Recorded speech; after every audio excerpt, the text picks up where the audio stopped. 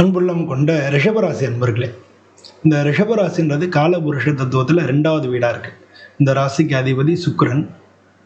பொதுவாக இந்த காலங்களில் உங்கள் ராசிக்கு லாபஸ்தானத்தில் சனி பகவான் வக்ரமாக இருக்கார். உங்களுக்கு ரெண்டாம் இடத்துல சுக்கிரனும் குருவும் இருக்காங்க இந்த மாதத்தில் பெரும்பாலும். அது மாதிரி இந்த மாதம் சூரியன் உங்களுக்கு இந்த மாதம் பாதிக்கு மேலே உங்கள் ராசிக்கு 3வது இடத்துலேருந்து 4வது வீட்டுக்கு போகிறார். அது மாதிரி ஆகஸ்ட் 30 அன்னைக்கு புதன் சிம்ம ராசிக்கு போகிறார். இன்னும் சொல்ல போனால் ஆகஸ்ட் 11 புதன் வக்ரமாக இருந்தது, வக்ர நிவர்த்தி ஆகிடுது. ஸோ இதெல்லாம் இந்த காலகட்டங்களில் உள்ள கிரக சுச்சுவேஷனாக இருக்குது. இது உங்களுக்கு இந்த மாதத்தில் எந்த மாதிரி பலன் கொடுக்குன்னு பார்த்தோம்னா, பொதுவாக நீங்கள் கொஞ்சம் பொறுமையானவங்க, எதாக இருந்தாலும் காரியம் முடிக்கிற வரைக்கும் இருந்து அதை முடிக்கிறதுக்கு உண்டான தன்மையை வளர்த்துக்கிறவங்க, அந்த எல்லார்ட்டையும் நல்லபடியாக பழகக்கூடியவங்க, நல்லா பார்க்குறதுக்கு அழகாக இருப்பீங்க, பார்க்குறதுக்கு கவர்ச்சியாக இருப்பீங்க, மற்றவங்களை கவரக்கூடியவங்க, கலை இசை கலை அப்படி அது மாதிரியான விஷயங்களில் நல்ல ஆர்வம் உண்டு. இதெல்லாம் இது சம்மந்தப்பட்ட தொழில்கள்லையும் ஈடுபடுவீங்க. இதெல்லாம் உங்களுக்கு இயற்கையாக பல பேர் ரிஷபராசியில் பிஸ்னஸ் பண்ணுறவங்களா இருப்பாங்க, சொந்த தொழில் செய்கிறவங்களா இருப்பாங்க. ஸோ இவங்களுக்கு இந்த மாதம் எப்படி இருக்கும் அப்படின்னு பார்த்தோம்னா, பெரும்பாலும் இந்த மாதம் உங்களுக்கு நல்லா தான் இருக்குது. முக்கால்வாசி எல்லாமே உங்களுக்கு இந்த மாதம் கொஞ்சம் பாசிட்டிவாக இருக்குது. மாதத்தில் 3வது வீடுன்றது முயற்சியில் குறிக்கும். அந்த வீட்டில் சூரியன் இருக்கிறனால உங்களோட முயற்சி, தன்னம்பிக்கை இதெல்லாம் அதிகரிக்கும். நம்பிக்கை, அதான் தைரிய வீரிய ஸ்தானம்னு சொல்லுவாங்க. அந்த ஸ்தானத்தில் சூரியன் இருக்கிறனால உங்களுக்கு நல்ல நம்பிக்கை, நல்ல பாசிட்டிவான விஷயங்களில் சைன் பண்ணலாம், அக்ரிமெண்ட் சைன் பண்ணலாம். இது மாதிரிலாம் உங்களுக்கு நடக்கும். சூரியன் 4வது வீட்டில் இருக்கிறது உங்களை பொறுத்த வரைக்கும் 4வது வீட்டில் சூரியன் இருக்கிறது ஒரு சில கொஞ்சம் கஷ்டமாக இருக்கும். கொஞ்சம் கவனமாக பண்ணணும், அவ்வளோதான். 4ன்ற சுகஸ்தானம், அது வீடுகளை குறிக்கும், தாயாரை குறிக்கும். இது மாதிரி நல்லா தான் இருக்கும் அது நாளில். பட் இருந்த போல உங்கள் ராசிக்கு நாளில் வர்றது அப்படிங்கிறது ஒரு சில குடும்பத்தில் ஒரு சில கஷ்டங்களை, ஒரு சில சுமைகளை கொடுக்கும் அப்படின்னு நம்ம எடுத்துக்கலாம். ஒரு சில பேர்டன் சொல்லுவோம் இல்லையா, அது மாதிரி பேர்டன் கொடுக்கும். அது மாதிரி குரு 2ல் இருக்கிறதுனால அது சரியாக ஈக்குவல் பண்ணிடும். அதனால தான் உங்களுக்கு இந்த மாதம் பெரும்பாலும் நல்லாயிருக்கும் அப்படின்னு சொல்லி. குரு 2ஆம் இடத்துல இருக்கிறதா ஈக்குவல் பண்ணி குடும்பஸ்தானத்தில் இருக்கிறதுனால. அது மட்டும் இல்லை, தனஸ்தானம் அது. அதனால் பணவரவு இந்த மாதிரியான விஷயங்கள் எல்லாமே உங்களுக்கு முன்னேற்றமாக இருக்கும். செவ்வாய் 5வது வீட்டில் இருக்கிறதுன்றது குழந்தைங்க சம்மந்தமான படிப்பு, அது சம்மந்தமாக ஏதாவது சின்ன சின்ன விஷயங்களில் பிரச்சனைகள் வரலாம். 5ல் உங்களுக்கு செவ்வாய் இருக்கிறது. செவ்வாய்னா 12க்கும் அதிபதி. இல்லை, அது சம்மந்தமான செலவினங்கள் வரலாம்.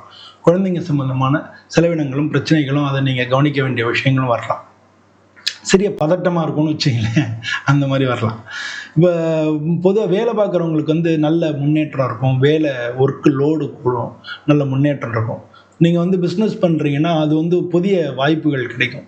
இல்லை பிஸ்னஸ் ஆரம்பிக்க நினச்சிட்டு இருக்கிறவங்களுக்கு அதுக்கு ஆரம்பிக்கிறதுக்கு உண்டான வாய்ப்புகள் கிடைக்கும். பிஸ்னஸ் பண்ணுறவங்களுக்கு வியாபாரத்தை விரிவாக்கணும்னு நினச்சிட்டு இருந்தீங்கன்னா அதுக்கான வாய்ப்புகள் எல்லாம் இந்த மாதம் கிடைக்கும். குடும்பத்தில் ஒரு சிக்கல் இருந்துக்கிட்டே இருந்ததெல்லாம் மறைஞ்சு இந்த இனிமேல் நல்ல ஒரு பொசிஷன் கிடைக்கும். ஏன்னா 2ல் குடும்பஸ்தானத்தில் குரு இருக்கிறது உங்களுக்கு கொஞ்சம் மகிழ்ச்சியான தருணங்களை குடும்பத்தில் கொடுக்கும். மாணவர்கள் கொஞ்சம் கவனமாக படிக்கணும். ஏன்னா அது கொஞ்சம் டிலே ஆகலாம். படிப்பில் நீங்கள் கொஞ்சம் ஸ்லோவாகலாம். அதனால் கவனமாக பாடங்களை படிக்கின்றன. படித்தது மறந்து போகிறதுக்கு உண்டான வாய்ப்புகள் நிறையா இருக்குது. ஏன்னா 4வது வீட்டில் சூரியனும் கேதுவும் சேர்றதா, அதனால் படிக்கிறது மறந்து போகிறதா வாய்ப்புகள் நிறையா இருக்குது. அது மாதிரி திருமணத்தில் சின்ன சின்ன சிக்கல்கள்லாம் வரும். திருமணம் நல்லா தான், குடும்பஸ்தானத்தில் குரு பகவான் இருக்கு, நல்லது தான். ஆனால் 7ஆம் வீட்டு அதிபதி 5வது வீட்டில் இருக்காரு. அதனால் குடும்பத்தில் ஒரு சில விஷயங்களில் சின்ன சின்ன சிக்கல்கள் வரும். ஆனால் பொறுமையாக நிதானமாக, நீங்கள் ஏற்கனவே பொறுமையானவங்க, அதனால் பொறுமையாக நிதானமாக ஹேண்டில் பண்ணிங்கனாலே அதுலேருந்து வந்துடலாம். நிச்சயமாக அது பாசிட்டிவாக முடிஞ்சிடும். ஆரோக்கியத்தை பொறுத்தளவில் உங்களுக்கு பிபி அது மாதிரி கொஞ்சம் இதெல்லாம் நான் இப்போ சொன்னதுனால கொஞ்சம் ரொம்ப வேலை இருக்கிறது இதெல்லாமே கொஞ்சம் டக்குன்னு மன அழுத்தங்கள் வரலாம்.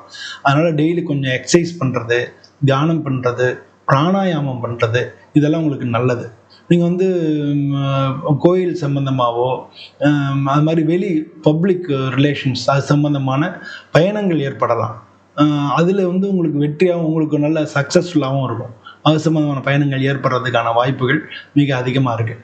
பொதுவாக பார்த்தீங்கன்னா இந்த மாதத்தில் உங்களுக்கு எல்லாமே நல்லா இருக்குது. நீங்கள் கவனமாக இருக்க வேண்டிய விஷயங்கள்ன்றதுக்காக ஒரு சில விஷயங்கள் நான் சொன்னேனே தவிர, ஜென்ரலாக உங்களுக்கு நல்லா தான் இருக்குது அப்படிங்கிறத நீங்கள் புரிஞ்சுக்கணும். ஏன்னா நம்ம வந்து நல்ல விஷயங்கள் வரும்பொழுது நம்ம கேர் பண்ண மாட்டோம். ஆனால் ஏதாவது நமக்கு வந்து துன்பங்கள் வரும்போது டக்குன்னு வந்து பெருசாக பதட்டம் வந்துடும். அதனால் இதெல்லாம் இருக்கும் அப்படிங்கிறது அது காலம் அடுத்த மாதம் சரியாயிடும். ஒரு சில விஷயங்கள் சரியாயிடும். ஒரு சில விஷயங்கள் கவனமாக இருக்கணும். இந்த மாதிரி தான் நீங்கள் ஒரு ஜாதகத்தை அணுகினீங்கன்னா, இல்லை உங்களோட வாழ்க்கையை அணுகினீங்கன்னா நீங்கள் வெற்றி கிடைக்கும். ஸோ அதனால தான் இதெல்லாம் நான் சொல்ல வேண்டி வருது. அதனால் வந்து இந்த மாதத்தை பொறுத்தவரை உங்களுக்கு நல்ல நாட்கள் அப்படின்னா ஆகஸ்ட் இதெல்லாம் குறித்து வச்சுங்க. அந்த நாட்களில் நீங்கள் நல்ல காரியங்கள் பண்ணிக்கலாம்.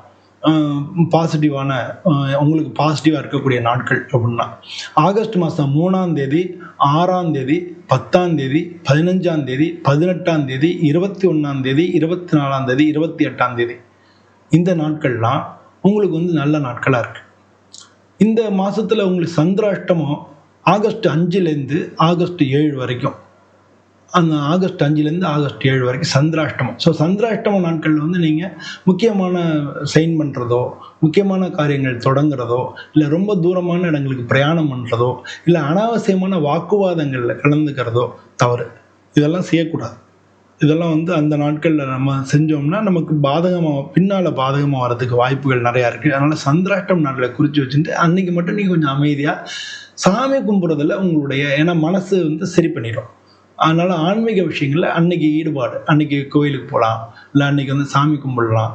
அது மாதிரி அந்த காலம்பரை சாமி கும்பிட்டுட்டு இன்னைக்கு சந்திராஷ்டம்னா முதல்ல போய் பிள்ளையாரை வேண்டிட்டோ, இல்லை வந்து ஒரு கோயிலுக்கு போயிட்டோ அதுக்கப்புறம் நீங்கள் வேலைக்கு போகிறது. இந்த மாதிரி பண்ணிட்டீங்கனாலே சந்திராஷ்டம் நாட்களுடைய சிரமங்கள் உங்களுக்கு எதுவுமே தெரியாது.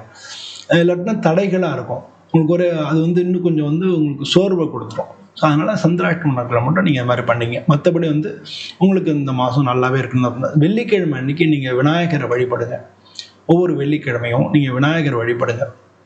அது மாதிரி வந்து உங்களுக்கு ராசிக்கு அதிபதி சுக்கிரன்றதுனால ஓம் ஸ்ரீ மகாலட்சுமி நமஹா, ஓம் ஸ்ரீ மகாலட்சுமி நமஹா அப்படின்னு சொல்லி 11 தரம் நீங்கள் சொல்கிறது ரொம்ப ரொம்ப நல்லது.